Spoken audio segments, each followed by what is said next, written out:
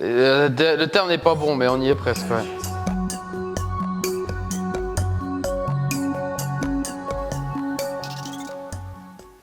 Ok. Les définitions que vous donnez de l'intelligence artificielle sont assez logiques, j'ai envie de dire. En tout cas, de ce qu'on entend parler de tous les jours. L'intelligence artificielle, en fait, c'est quoi? C'est simplement, en fait, utiliser un ordinateur pour reproduire les gestes humains. Un exemple simple du quotidien, Netflix. Avant, on allait dans un magasin chercher un DVD, on parlait avec le vendeur en disant tiens, j'ai regardé tel film, tel film, tel film, celui-là j'ai pas trop aimé, et le vendeur vous disait ce film-là va te plaire. Et bien en fait Netflix fait exactement la même chose, mais c'est une machine qui le fait.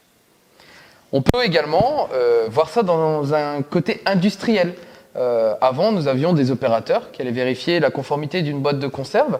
Alors aujourd'hui, c'est des caméras qui vont analyser ces boîtes de conserve passées et qui vont être capables de dire il y a un défaut ou il n'y a pas de défaut. Donc c'est un peu reproduire les gestes humains par une machine. La grande différence qu'on va découvrir entre l'informatique avant l'IA et l'informatique après l'IA, ça va être cet aspect où l'IA apprend. C'est ce qu'on entend souvent, l'apprentissage profond.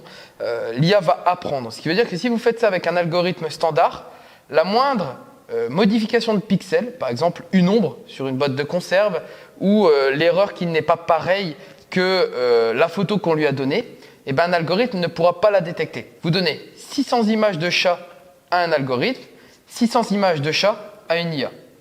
Peu importe la photo que vous allez fournir à l'IA, elle pourra vous dire ça c'est un chat.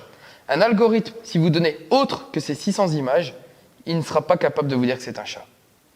Si la vidéo vous a plu, n'hésitez pas à vous abonner pour l'intelligence artificielle de YouTube, à mettre un commentaire et à nous suivre pour les prochaines vidéos.